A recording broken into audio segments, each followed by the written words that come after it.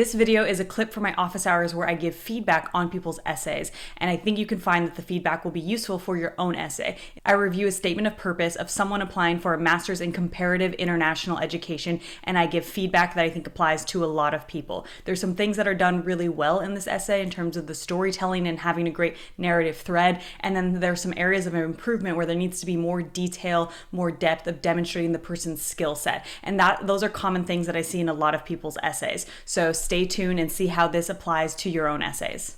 So the first example we're going to look at is someone doing a master's in Comparative International Education. And I chose this one because I see a lot of people applying for master's in education programs. And I see a lot of people want to focus on global education or some global education certificate. And one of the problems I see with a lot of people wanting to do not just global education, but international like policy or have an international focus.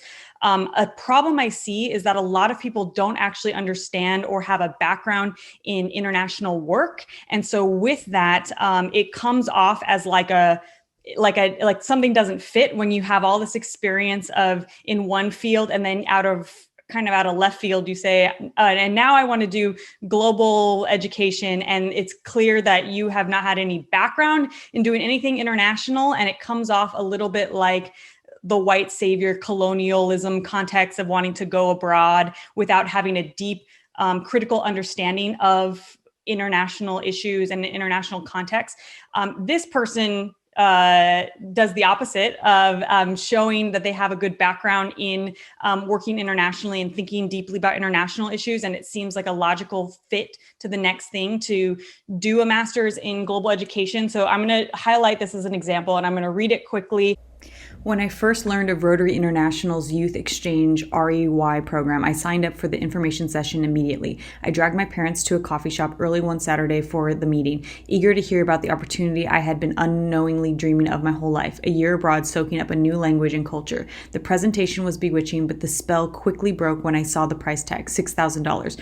Though significantly less expensive than other organizations, the sum seemed insurmountable. We left, and while I tried to push the idea out of my mind, I felt like being an exchange student was my destiny. I emailed the Rotarian in charge of the program telling him of my passion for travel, but my family's inability to pay. If you put your mind to fundraising, I can help you find the right people, he replied. So I put my mind to it. That August, I packed my bags for France. So in this opening paragraph, we already see that this person is someone who's really committed to language, culture, being abroad, that, in high school, they had to work really hard to be able to fundraise to go abroad. So I'm seeing this like starting thread of a desire to work internationally. And then there's also really great storytelling in this first paragraph. Something I talk about a lot is showing, not telling. And something I see in a lot of essays is something very generic, like, I've always wanted to work abroad, and I started working abroad when I did a Rotary International program, and I went to France during this year.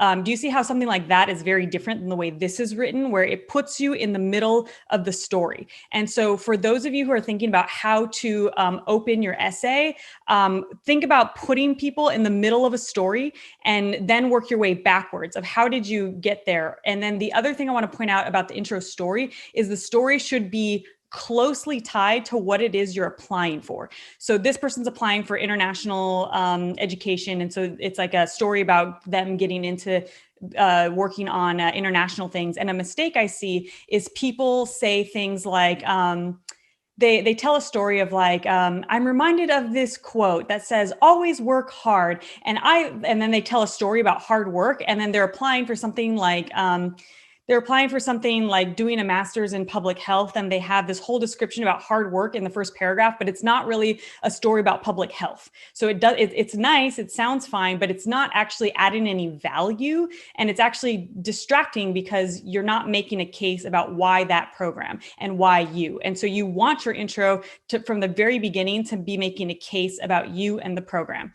All right, so let's continue here. When I returned, I stayed active in recruitment and mentorship for RYE throughout college. On days when I would canvass the local high school for candidates, I faced more no's than yeses, students often citing money as a restriction. Thus, the students I saw in interviews were often already financially and socially advantaged over their peers, with families who could fund the endeavor. The few who were not, I worked with to draft appeals for funding from their Rotary clubs, though not all clubs were generous. This disparity was magnified when I worked as a tour guide for exchange students from various other organizations. The majority were from wealthy families in the global north and often saw their time in the US as an extended holiday. I realized I wanted to make high school study abroad more accessible to students like I had been, motivated, curious, and ready to take the experience back to their communities. And then I want to highlight this, that the person is very specific about what they want to do. Like even within the context, like focusing on international education is already one thing that is more specific. And a problem I see is people are focusing on everything under the sun with education. And this, the more specific you are, the better. So this person is zooming into wanting to do international education work, but even zooming in further by saying they want to focus on how do you make study abroad cultural exchange more accessible to people who don't have funds for that. And as the reader, I'm like, oh, I'm interested in that. From a personal standpoint, I knew youth exchange was a powerful tool for personal growth. It had given me a global perspective and inspired numerous other international adventures. One summer, I served as an au pair for a family in Montreal, where I spent the day teaching 2 children English and the night juxtaposing American and French Canadian culture with my host family's friends. I also spent 2 summers in Hong Kong as a teaching fellow and then a mentor teacher at the education nonprofit Summer Bridge Hong Kong. At Summer Bridge, I was immersed in the school system of Hong Kong and became so interested in the intertwining of the region's politics and education that I researched it as a capstone project in my upper level language and culture class. And then this is something else I see a lot in people's essays, where there's a generic statement that I want you to go a level deeper on. So here we see that this person spent their summers here. Being a teacher. And then we see that they're interested in the region's politics and education, and that they researched a capstone. But what I would like to see is actually more detail about all these things. So in where they were teaching, what was it like? What came out of it? What was it like teaching internationally? What did they learn? What did they take away? I want to see that unpacked. So as the reader, I have a sense of what skills this person has. So every time you give an example of, I did this project, you should be showing them what skills you have or showing them your understanding of the context of the field. So here, I would ask this person to actually expand on what they did as a teacher that shows me how you approach teaching or what you learn in that situation. I'd also have them unpack intertwining of the region's politics and education. So actually give me an example of what does it look like? What was that intertwining of politics and education? Can you give me an example of that? That shows the context, that you understand the context of that country. Things like that are more nuanced, and you're going to a layer deeper than staying on the surface level. As I learned about international relations and diplomacy in other courses, I began to theorize that youth exchange is a powerful tool for promoting cross-cultural understanding as well. Unlike college-level study abroad, high school exchange students almost exclusively live with host families and attend public high schools, fully immersing them in their host language and culture and exposing them to a wide range of people. When I completed my senior honors thesis, I proposed a study of exchange students and the impact their exchanges had on their communities, but was shocked to find out that there was too scarce of research on the topic to write a thesis. Instead, I studied the Peace Corps' historical perpetuation of stereotypes through media, receiving funding to do archival research at the National Archives at JFK Presidential Library in Boston. This experience allowed me to work with both primary and secondary sources while introducing me to the intense process of writing, presenting, and defending research. I fell in love with the process and realized that I had to be a part of generating research on youth exchange. This is also a really great, the sentences are a little long and hard to follow. So grammatically, I'd ask this person to kind of tidy this up a little bit. But what I like about this piece is that they're kind of dropping some nuggets in here by saying that they couldn't write a thesis topic on this thing because there wasn't enough research. That's showing me that that's a gap in the field around that topic. And it's clear that this person wants to move forward in being able to close that gap. And academia is all about that, particularly those of you who are applying for a PhD. When you can articulate, there's this thing missing in the field, and I want to go study that thing, that is a really powerful case for you to get a PhD to close a research gap.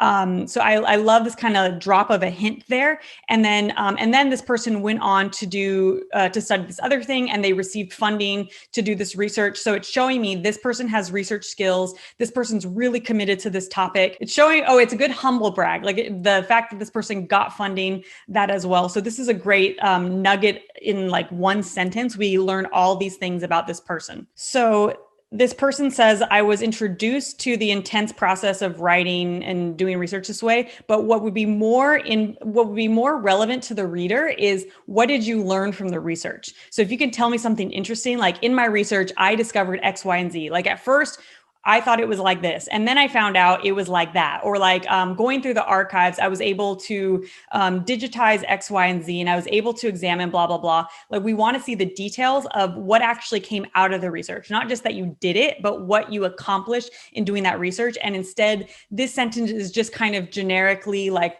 I learned how to do research, where it would be better if there was a description of what happened in the research process, because that shows the reader that you have the right skills of doing research. This is just kind of telling them, like you're promising, like I promise, I learned how to research. Whereas if you were showing what came out of the research, then it's a clear demonstration that you can do research. Okay, so we're going to move on to some of the other statements, but the thing I want you all to take away from this is you can see how there's a thread connecting everything the person's writing about, like from the intro paragraph to all the examples they show. There's this theme of wanting to close the gap between international education and cultural exchange, and that being important. And this person, all these details that they've shared show that they're like deeply passionate about this topic. They never say, I am passionate about closing the educational gap, but we in cross-cultural, like international education or whatever. But we see that because each example is like another stepping stone to what they want to do in the future. And so that's really awesome when you can tie a tight little thread like that. And if you don't have a thread like that, that's fine. You know, you may have gone many different directions in your life journey to get to applying to grad school now. But when you have that continuing theme of each thing you've done is taking you a step closer to why you're applying to grad school now, and that you're prepared to be successful, then that is really making an excellent case for you. So I love that this has a great theme going with it. And what it needs to make it better is to just unpack a little of these details around some of the projects they worked on that demonstrate the person's skills and abilities in doing research and on these topics. You can sign up for my office hours with the link in the description if you want to get feedback on your essays. You could also download my sample grad school essays from people who've gotten into many amazing programs when you sign up for my newsletter.